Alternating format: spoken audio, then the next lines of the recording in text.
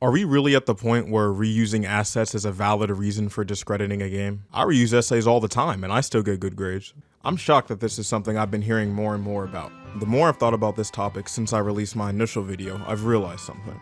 This argument has nothing to do with the actual reuse of assets and has everything to do with the company that's reusing them. Take God of War for example. An amazing game.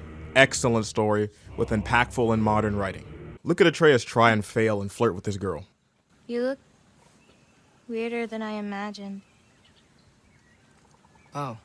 Just like me for real. Ragnarok is a true evolution of its prequel, building on an already strong story and combat system, breathing new life into existing game mechanics. A large portion of the map is from the first game, with some new areas of course. There are returning enemies with the exact same attack patterns. A lot of Kratos' animations remain the same, and he has the same two weapons from the first game. Both the prequel and the sequel share many similarities, but they are not the same game.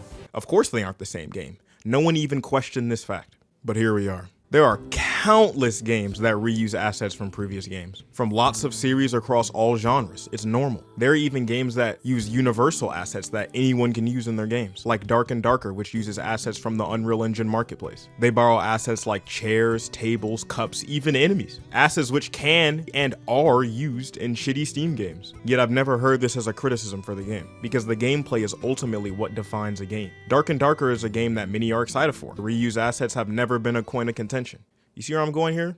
Going even a step further, we're in the age of remakes and remasters. If a game is even a little outdated, it'll get a remake. Games like Shadow of the Colossus have been remade twice. The Last of Us Part 1 has 2 remakes as well, even though the second one isn't really necessary. It feels like there's as many remasters as original games. The best game to come out this year so far has been a remake. As long as you can keep your dog under control. He's a good boy. The Resident Evil 4 remake is amazing, feels nice to play, and everyone agrees it's a great game. All the games I just mentioned are games that get released and are literally the same game. And saying that, I know people say things like, but the graphics are better and the combat's tweaked. There are quality of life upgrades. People defend remakes as new games whenever the arguments that they're just the same come up. Yet when Tears of the Kingdom is brought into conversation, I actively see others convincing people not to be hyped about it because it's the same game. Which is also followed up by a fuck Nintendo. You can hate Nintendo all you want. It's fair that you think that. All the cease and desist they do, screwing over loyal fans, minuscule prize pools for professional level play, and squeezing money out of consumers with their egregious online service. They're bugging if they think I'm paying how much a month?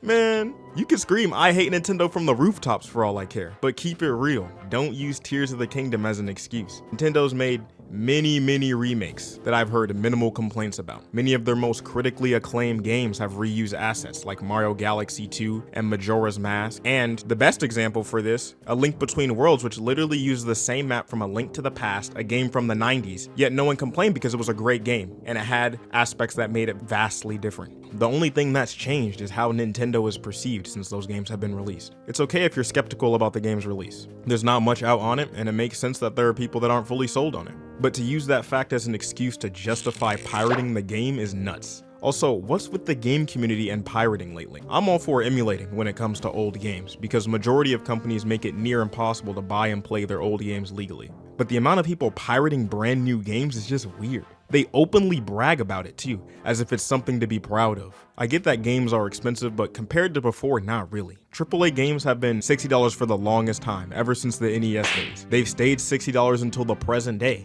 through economic collapse and inflation, meaning games have only gotten cheaper over time. $60 in 1985, when the NES came out, is $167.75 in today's money.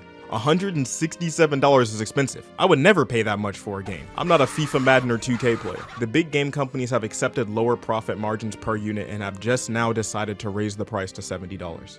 Does it suck? Yeah. Is it greedy? Yeah, because there are far more gamers, so they're making more money than ever before. But in the grand scheme of things, it's not something to revolt over. Plus, there are millions of games out that are less than $70. Nintendo charging $70 for a single game in their catalog isn't the end of the world. Goods and services cost money, yeah I know, such an evil world we live in. But what do I know? Let me know what you think in the comments below. Like the video if I convinced you, and subscribe. You would if you were cool anyway. That's all from me. Take it easy, and as usual, have a good one.